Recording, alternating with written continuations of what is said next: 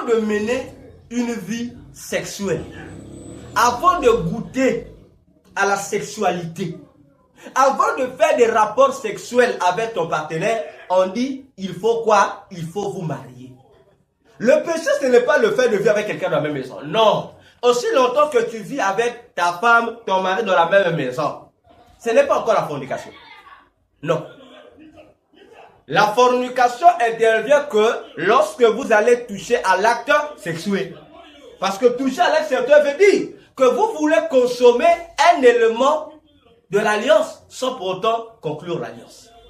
Le piège, c'est ici, on peut livrer ta vie à la mort. C'est-à-dire, c'est pas forcément que tu dois mourir. Tu peux aussi mourir physiquement, ou comme physiquement on te laisse vivant, mais on choisit l'élément le plus important de ton existence qu'on va sacrifier à la mort. Parce que chaque fois que tu vas coucher avec le cadavre, chaque fois que tu fais les rapports sexuels avec ce mort-là, ça te coûte cher, tu perds quelque chose de vital. Tu perds quelque chose de vital. Et ces pratiques-là aussi, c'est ce qui fait que les gens deviennent des esclaves des esprits de la sexualité. Parmi lesquels on a les maris et femmes de nous et les maris et femmes de sorcellerie. Donc tu es ici physiquement sur la terre, tu as même déjà épousé un autre partenaire, mais au fond, spirituellement, tu as été marié à un mort ou tu as été marié à un certain esprit. Et si tu meurs dans cet état, ça veut dire que tu vas droit au feu éternel. Tu n'iras pas au ciel. Tu n'iras pas au ciel. Parce que, ici, Paul l'a dit, c'est lui qui s'attache à une prostituée devient une prostituée. Parce que vous devenez un. Et au verset 17, il dira, c'est lui qui s'attache à l'esprit de Christ et un avec le Seigneur. C'est un problème. Tu t'attaches à un mort, ça veut dire que tu deviens mort. Sans te rendre compte, ta vie est liée au mort. Donc tu deviens un mort et tu es déconnecté de Dieu. C'est pourquoi, toi qui es chrétien, qui connais Jésus, c'est pourquoi on parle de la maturité. Lorsque ta belle famille te demande ça, tu dis, s'il s'agit d'épouser, je n'épouse pas. Demandez-moi une amende. J'ai vécu avec votre fille, une amende, je vais donner l'amende. Mais si vous me parlez, non, je dois épouser, je dis, je n'épouse pas. Et en tant que chrétien, il faut aussi te reconnaître, lorsque tu vas dire ça, tiens-toi bien que pendant le temps que tu vivais avec cette dame-là, que tu ne vivais pas dans le péché, quoi que tu avais déjà commis, mais tu avais régularisé, c'est-à-dire dans le sens où, quoi que tu n'as pas encore épousé, mais vous avez commencé à mener une vie de sainteté dans votre couple, sans plus toucher à la sexualité. Là, c'est fort. Mais si pendant ce temps, tu continuais, et que lorsque tu vas défier, ce n'est pas la même famille que tu défies, mais tu vas défier les esprits, les sorciers et les entités de la famille. Et c'est là qu'il y aura des répercussions, ils viennent t'attaquer. Ils vont te faire payer, parce que c'est légal. Tu as pris leur fille et ils savent que tu es un fraudeur. Or, pour échapper à la fraude, il faut faire quoi? Régulariser. Exactement. C'est pourquoi je répète. Le sexe avant le mariage est un danger, c'est un péché, mais ça fait de toi l'esclave du monde de Satan. Ça te met à la merci des agents de Satan. C'est pour cet ici, ancien, que tu comprends que lorsque tu vas épouser une femme d'une certaine famille qui est sous la malédiction, ancien, suis-moi, je réponds à ta question. Tu vas épouser une femme ou un homme qui est maudit. C'est-à-dire, leur famille est maudite. Et lui aussi, ton partenaire, subit la malédiction. Le problème, parce que la malédiction, c'est quoi? La malédiction, c'est quoi? C'est un mauvais sort qu'on colle à une personne ou au membre d'une famille. C'est un esprit, c'est un démon. La malédiction est un démon. Ça veut dire quoi? Toi, chaque fois que tu vas t'accoupler avec cette personne-là, vous partagerez ça. J'arrive. Vous allez vous partager ça parce que l'esprit satanique là, qui a été accolé à la famille de ton partenaire et sur ton partenaire, va avoir de l'influence sur toi. C'est pourquoi il est dit tu peux te marier à tout le monde. C'est bien. Chrétien comme païen, chrétienne comme païenne, ça vous regarde. Mais attention, lorsque vous emboîtez le pas sur le mariage, soyez suivis par vos bergers spirituels. Car le berger spirituel, par l'autorité qui lui a été donnée par Jésus, peut procéder à la délivrance pour briser le lien là, l'alliance là, afin de couper ça, que ton partenaire ne soit plus soumis à cette alliance là. De couvrir ton partenaire sous l'alliance divine. Ou encore, il faut que l'un des partenaires introduise son partenaire maudit dans la bénédiction de Christ. Troisième élément, il est maudit. Toi, le partenaire qui connaît Jésus, tu dois donc créer une barrière spirituelle qui doit contrecarrer l'effet de la bénédiction. Lorsque vous vous assemblerez, vous allez faire votre sexualité. On est d'accord, hein? Vous êtes mariés. À ce moment-là, pendant l'acte sexuel ou pendant que vous voulez faire votre intimité, toi prends le devant. Fais la réclamation du droit qui te revient. Dis, Seigneur, nous avons été mariés légalement comme le déclare ta parole. Ainsi, au nom de Jésus, je déclare que je vais jouir de la sexualité comme il se doit. L'esprit, s'il y avait une malédiction qui a été posée là, qui doit être transférée dans mon corps, moi j'annule ça. Parce que mon corps est le temple du Saint-Esprit. Comme c'est le temple du Saint-Esprit, il y a un feu divin en moi qui a la capacité de détruire toutes les semences infructueuses du monde des ténèbres. Et tu verras que chaque fois que tu vas faire tes rapports avec ton homme, ton état spirituel, ta communion avec Jésus va empêcher que les éléments du diable s'introduisent dans votre relation. Ok. Mais dans le domaine où les deux n'ont pas cette connaissance. Ça veut dire que les deux, vous serez victimes des mêmes influences. Vous serez victimes de la même influence. Vous serez ancien. Sais-tu pourquoi Jésus pouvait aussi naître d'un père normal. Ouais. Il veut dire, bon, Joseph enceinte Marie et l'enfant là, c'est Jésus. Mais Jésus n'a pas voulu que Marie soit touchée par une sémence extérieure. Il dit, il faut que ça soit une vierge. Comme Marie faisait déjà partie d'une bonne famille, la famille de sacrificateurs, elle savait craindre l'Éternel. C'est pourquoi elle a été choisie. Alors Dieu, lorsqu'on regarde Joseph, il fait partie de la maison de David. Mais si vous voyez la lignée de Joseph, vous allez voir dans cette lignée-là, il y a des gens maudits.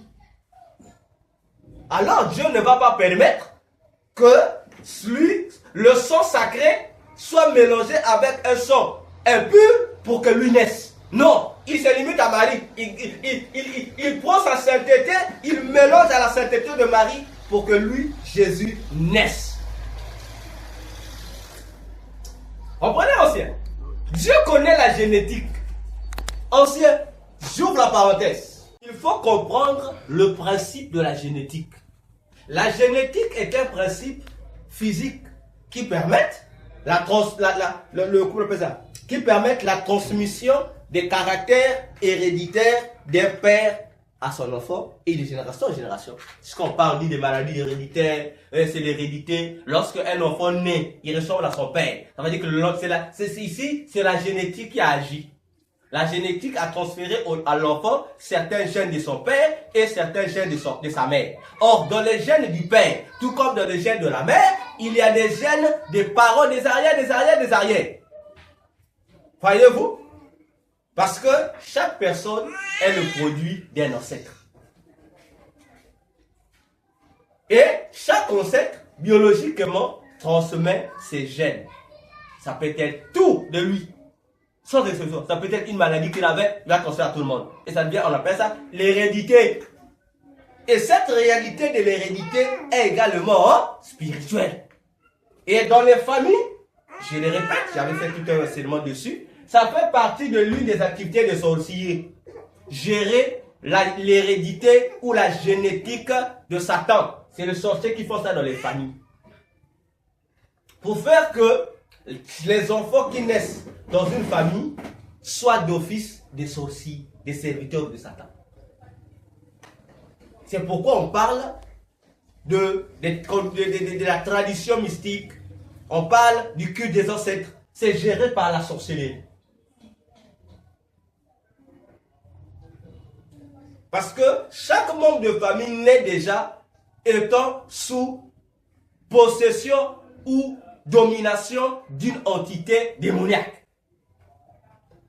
Alors, lorsque tu vas rencontrer telle personne, vous allez remarquer que l'entité là, si toi, l'esprit qui te protège n'est pas fort, l'entité va dominer sur toi. Voyez-vous, l'entité va dominer sur toi. C'est pourquoi dans l'Ancien Testament, l'Éternel interdisait souvent son peuple de faire des alliances maritales avec les nations païennes.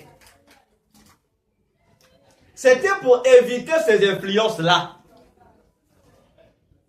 Parce que l'homme ou la femme avec qui tu veux te marier, tu ne connais pas qu'est-ce qui a été fait dans sa vie, sur le plan mystique.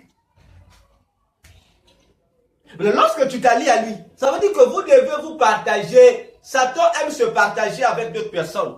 Mais Jésus n'aime pas se partager avec d'autres personnes. C'est pourquoi il y a des vies des gens qui se détruisent comme ça. Ils cherchent les causes. Oh, il a oublié que c'est la sexualité. C'est pourquoi parmi les armes que Satan utilise pour détruire le monde, c'est le sexe. On pense que lorsqu'on enseigne, la Bible dit, le sexe avant le péché, on dit non, la Bible abuse. Et les gens disent non, non, non, le sexe c'est quoi? C'est seulement, et pour certains c'est un défoulement. Mais c'est un défoulement qui tue. Si ce défoulement-là n'est pas fait dans les normes, ça te tuera. Pas seulement physiquement, pas seulement les maladies sexuellement transmissibles. Spirituellement, ça fait de toi un esclave de Satan. Voyez-vous? Parce que la sexualité est d'abord réservée à ceux qui sont mariés. Et les mariés aussi, dans leur domaine, ils doivent vérifier maintenant les éléments qui ne concernent pas Dieu dans leur vie sexuelle. Sinon, vous serez à la merci du diable, sans vous en rendre compte. Oui, donc, il faut aussi comprendre aussi une chose. Laquelle? D'autres personnes ont bien parfois la volonté de se marier. Mais vu les réalités et la conjoncture, aujourd'hui donner la dot, payer la dot, c'est pas facile. Et pour une telle personne qui veut se marier, mais n'a pas ces possibilités-là, n'a pas cette possibilité-là. Mais non, non, et il aime sa femme. Et cela arrive que la femme meurt. Est-ce que donc, une telle personne devrait aussi supporter cette colère de la famille? Ancien, le principe reste le principe. La Bible dit, celui qui ne travaille pas, ne mange pas non plus. Mais lorsque toi tu vas voler pour te nourrir, n'est-ce pas? Tu as volé, pas pour tuer, mais seulement pour avoir de quoi manger. N'est-ce pas? Est-ce que tu as fait une mauvaise chose? Mais Dieu condamne, donc spirituellement tu es considéré comme un fraudeur. Donc aux yeux de Dieu et des ennemis de Dieu, tu es un coupable. Donc tu mérites une sanction. Pourtant, c'était pour répondre à un besoin urgent. Mais comme tu t'es procuré cette solution dans des normes interdites, ça veut dire que tu es sous infraction. C'est pourquoi Jésus dit dans Apocalypse 22, 15, 16, les voleurs n'entreront pas au ciel. Peu importe la raison que tu vas évoquer, on va te dire tu as volé. On te dira il fallait demander. Parce que la réponse est quoi? On a dit dans Matthieu 7, 7, demandez. L'on vous donnera. Mais toi, tu as trouvé que c'était mieux que tu aies volé. Donc, tu vas commettre un péché, oubliant que il est dit, le salaire du péché, c'est la mort. Donc, pour la famille eux-mêmes, ils sont même contents parce que physiquement, ils seront gagnants et spirituellement, ils seront aussi gagnants. Donc, la seule solution? La seule solution, c'est appliquer ce que Dieu dit. Tu veux avoir une femme à la maison. Tu veux éviter ce genre de pièges du diable. Avant de mettre la femme de trouille chez toi, ferme la ceinture. Bats-toi. Jusqu'à ce que tu auras ce qu'il faut pour répondre à l'exigence qui t'a été donnée par la belle famille pour te donner la femme. Il y a des familles ici, la belle famille te dit, si tu nous donnes la prédote, nous on te donne la femme. Ok? Là tu ne pêches pas. Parce que c'est eux-mêmes qui t'ont donné, qui t'ont dit donne la prédote. Parce que le mariage a trois phases. On avait vu ça. Au niveau de la belle famille. Nous avons qu'on appelle ça? Les fiançailles. Non, ça la dot. La dot a 3 faces. Il y a, tu te présentes, ce qu'on appelle les fiançailles. Et il y a ce qu'on appelle encore certains éléments de la dot, ou ce que chez nous on dit pré-dot ou présentation, où tu vas premier vin et deuxième vin. Ce qu'on appelle la dot, c'est quoi? La somme qu'on te demande. Il y a des familles qui te facilitent des tâches, qui disent comment ce premier pas. Donc lorsque tu donnes ton premier vin, c'est-à-dire tu as fait la première partie, tu es déjà dans la dot, tu es déjà dans le mariage, tu as fait la première étape, tu es dans le mariage.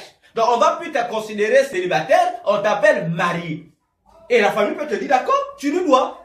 Le reste, tu apportes. On te donne les choses, Dieu agrée. Parce que la famille, tu t'es marié. Maintenant, c'est à toi d'aller achever tes étapes. Ok? Là, il n'y a pas de souci. Même si tes fiançailles font 100 ans, il n'y a pas un péché. Parce que le problème, c'est quoi? Ce sont les voisins qui nous mettent en erreur.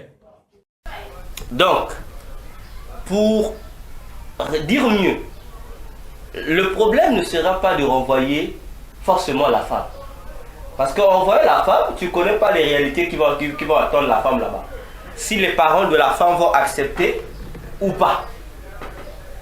Le seul secret, c'est vrai, on dit être avec une femme à la maison, dormir sur un même lit, sans toucher cette femme-là, vraiment c'est difficile. Mais c'est là où je dis que j'insiste, c'est un mensonge, c'est un prétexte. Pourquoi?